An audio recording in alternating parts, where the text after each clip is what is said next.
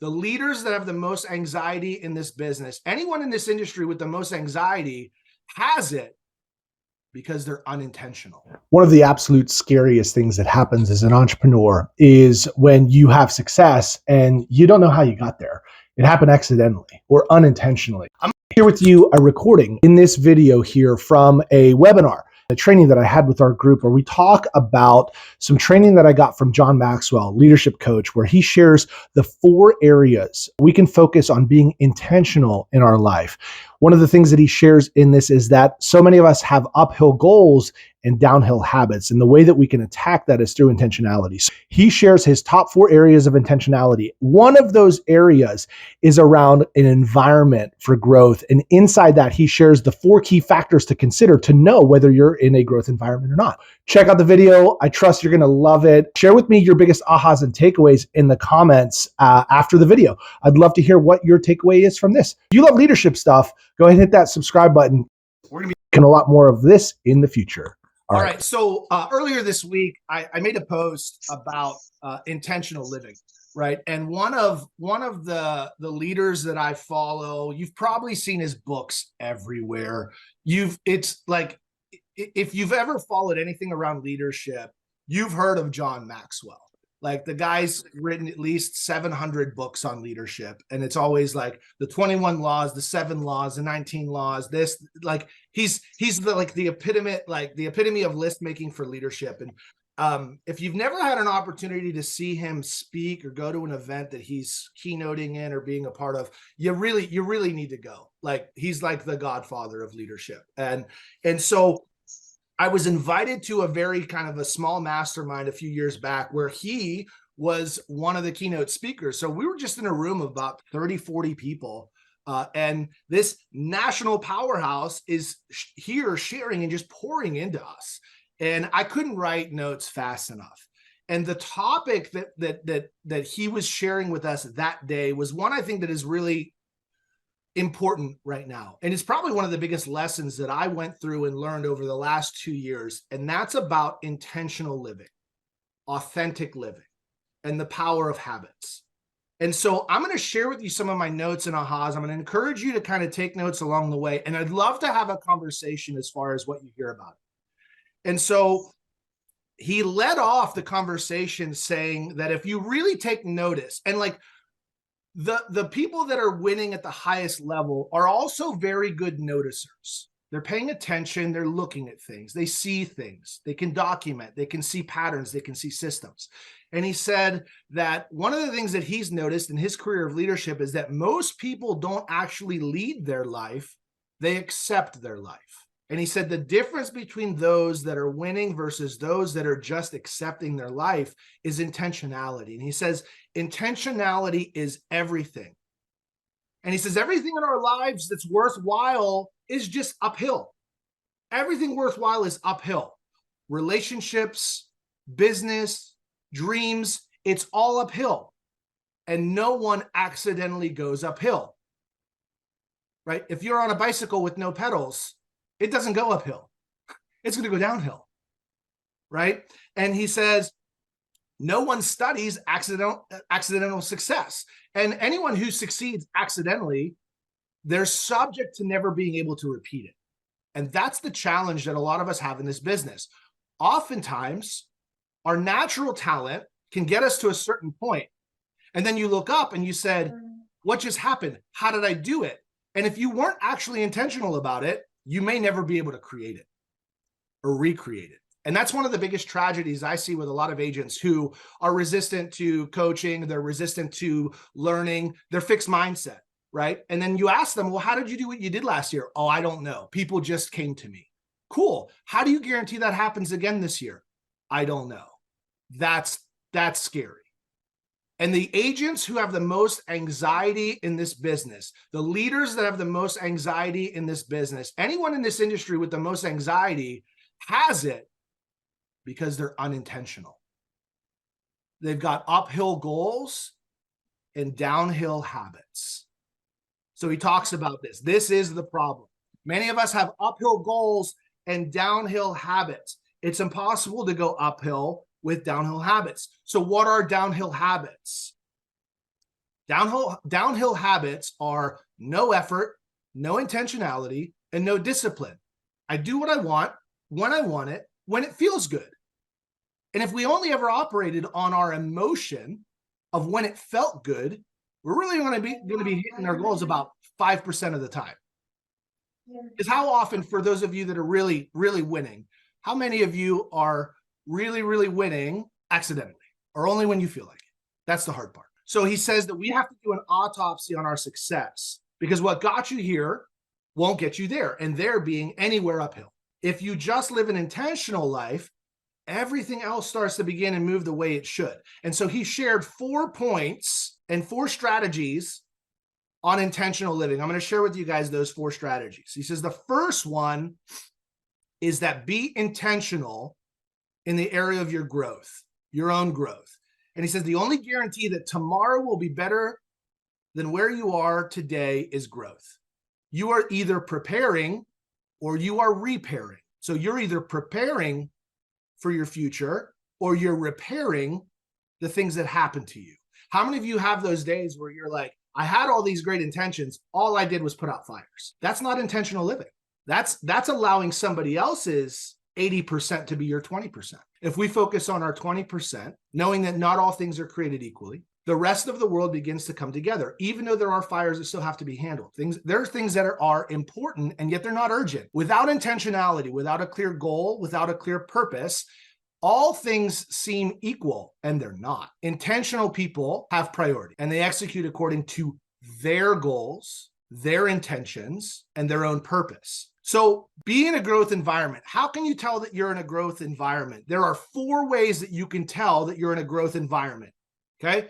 Number 1, there are others there that are ahead of you. Make sure you're finding an environment where you're not number 1. Number 2, you're an environment where you're continually challenged. Nothing is automatic. Nothing is easy or plateaued. And then he said something else here. I'm going to share. I don't remember writing this down, but he said, if you want life to be easier, go ahead and die.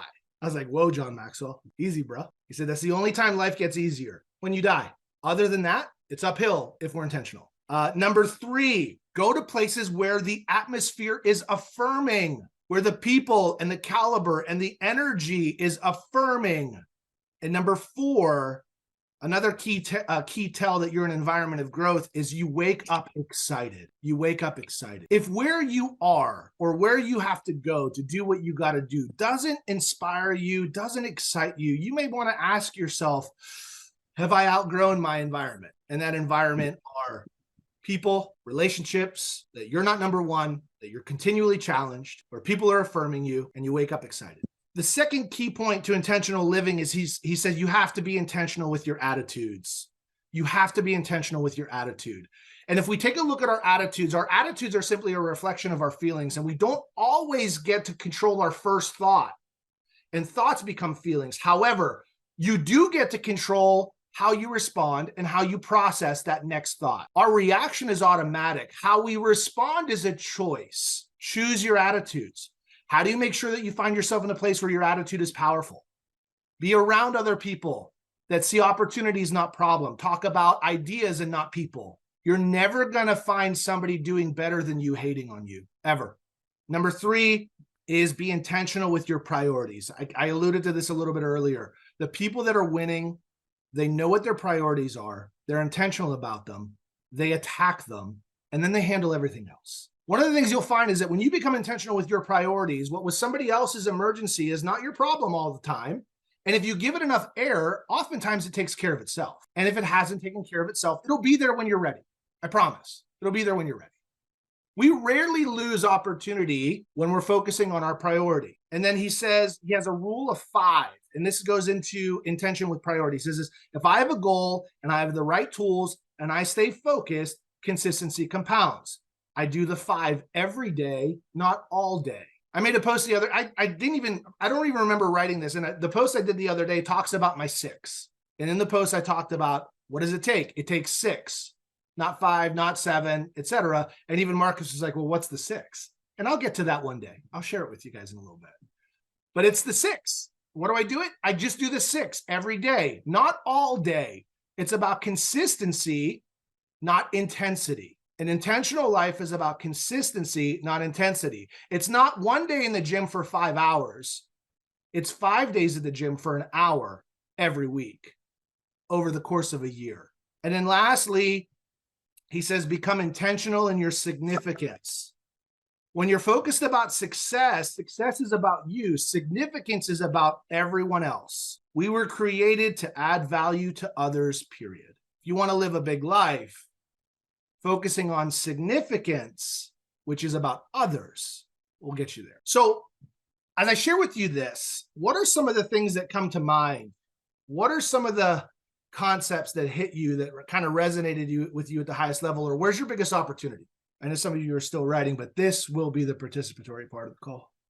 I think my biggest opportunity would be becoming consistent. Okay.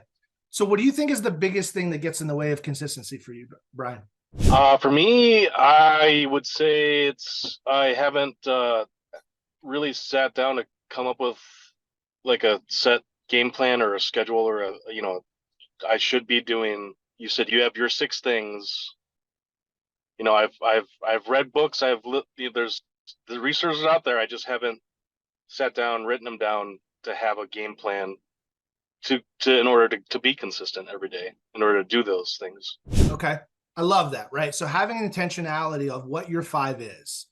Brian, I think you're right. That is definitely the first step. I'm gonna add to that, in that you're gonna discover a new challenge after that. Is when we first write it down, we're excited about it. That 5 makes sense. It's cool. Here's the part that nobody ever tells us. It takes longer than it takes, and it might take a little bit more effort than we think. Even though we say, well, 5, that's easy. Okay, you're right. It's 5. 5 every day is a different challenge because, again, life comes at us. And so what do you think is the biggest thing that holds so many people back from executing on the 5 every day? What do you think that is? Yeah, Shane. I was going to say maybe fear of failure. Like I'm afraid I won't get it done, and so I'm just not even going to try. Okay. Yeah. So defeat, or like what would they call that? Somebody that's like they're just giving up, resignation. Yeah. It's not worth it. Right? Why am I doing this to begin with? Okay. If I don't see it fast enough, what's all this effort for anyway? I've had a salad. How come the scale hasn't? This is garbage. Liars. We have unrealistic expectations on outcomes. The people that are succeeding at the highest level, they do what it takes and they just keep doing it. They've grown accustomed to the boredom of success. One of my mentors shared, he said, your desire for variety is the #1 reason you're stuck where you're at. If you want to win, you need to treat your job like a dog eats. And I'm like, treat your job like a dog eats? What the hell does that mean? And he said, what does your dog eat? And I said, my dog eats the same cup of the same garbage every day, twice a day. That's it. I buy the same bag from Chewy.com that arrives at my door every month. And it's the same purple cup in the morning and the same purple cup at 4:30. My dog doesn't come to me and he's like, yeah, I don't feel like it. Guess what? When the dog's hungry, it eats what's there. We don't feed our dogs anything else off the table. If you do, that's on you. Your dog may be a different shape than the picture of the dog in the dictionary for your breed. If that's the case, that's on you. But a dog will eat what you put in front of it when it's hungry. Well, I don't like to do what I need to do. That's fine. Your desire for variety is holding you back from the life that your family deserves. You have a downhill habit, and you keep talking about all these uphill goals. I've got all these goals for fitness. I've got all these goals for business. You do good for 5 days, and then the weekend, you drink, you eat, you don't track. And the 4 days that you made progress, you destroy in 2. Well, I made calls 3 days this week. Cool. Then what? Well, then I took a month off because I was really busy with that one buyer and that one listing that I didn't want to let go. They got a lot of needs. I want to be there. Customer service is my priority. Well, have you lead generated? No, I want to make sure I'm available. Customer service is what matters to me. Well, you're telling me you've got uphill goals, but you're making yourself an excuse that customer service is your priority. That's downhill. But if I don't serve people, no one will want to work with me. If you don't call anybody, no one will work with you. You will have no one to work with. That's more devastating than customer service. Facts. It's in a book. Read it. I can share with you the page number. Other thoughts around this? So I have a thought and just a challenge, or I guess something that I'm being honest about, that I struggle with. Because when you list these four things, I'm like, yes, yes, yes, yes. But then what my brain does is kind of what you were just explaining. Because I didn't take the time to really define the priorities and lay out, like, why am I doing these things that are hard and maybe mean I'm sacrificing something else that's on the list of four, because I'm doing this so that I can get here. And what happens is, like, your example of, well, I had to be intentional with significance. I was helping someone else. So that's why I put the fire out today instead of doing my calls. So, like, my brain plays that trick on me where it makes excuses for, like, maybe avoiding the things that I'd rather not do that are on this list and important, to do something that I'd rather do on this list that's important, but then I just don't have the balance. You know what I mean? Like, I just pick and choose what I want to do on this list and I avoid the things I don't. And then I'm like justifying it because, well, it's on the list. Like, Yeah. so that happens to me. I don't know if that happens to anybody else, but it's like, I bet you there's plenty on the call that can go, yeah, Haley, exactly. Tell them. Well, you're not telling me. You're telling. I'm just sharing with you what John Maxwell shared with me. yeah. Like, But this then isn't having a that. coach, like, I think having a coach and having someone like Matt, or someone that can kind of just give it to you straight, and not that Matt knows, he doesn't necessarily know what my priorities are, but he says things in a way that make me question and think about it. There you go. And I think that's huge too, is just like challenging yourself versus just continuing to make the excuses and just pausing and thinking. All right. So here's the coaching opportunity for the room, right? So you heard Haley's justification. What is a question that you can ask Haley around that can help her possibly see a new possibility or opportunity? So Haley's focusing on significance with the one, with the person in front, and justifying that. Well, you said significance is about others. Well, when I take care of the people around me, I'm flexing significance. That's a great point. What's a question you could ask Haley that can help her see something around that? Anyone? Well, one question I would ask her, if you can hear me, is Yeah. what are your priorities? Because that's where I suck. Well, her priorities is to be significant for that one person at the moment when they need me. Mm-hmm. Well, I guess that's true, but where I fall apart is being intentional with my priorities. I can set priorities all day long, but if I focus on the one, then the other priorities are, falling to the side. There, you're on the right track, Alan. You're absolutely right. The question that I would ask Haley is, I appreciate that. And I'm sure that person appreciates you. However, how many others are you sacrificing for the one? Is significance about one person or many? And if we're not being intentional about serving all and we're focusing on the one, who are we leaving behind? Who's missing out because we're not intentional or purposeful about connecting to the many? And it's not to say that that one isn't important, but will they be there when they need us, or when we're through our priority? Likely they will. That's a question that I would ask to create some thinking around, right? And then we'd have a deeper conversation about that. So I'm not saying it's a right or wrong thing. The goal around this conversation is to ask yourself powerful questions that help you get closer to those goals and how to create uphill habits to hit those uphill goals. The last thing I'm going to leave you with, because we're at time, is simply this. And this is another John Maxwell saying. He said, when things get hard and stress and chaos is at its highest, we don't fall to the level of our goals. We fall to the level of our habits and our standards.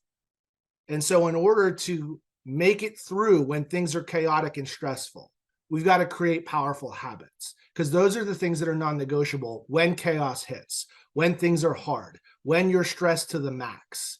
We don't fall to our goals. We fall to our standards, and our standards are simply an accumulation of our habits. You guys are fantastic. I appreciate you. Thank you for being on this call. Now go be intentional with your life and work towards creating some significance. Appreciate you guys. Later.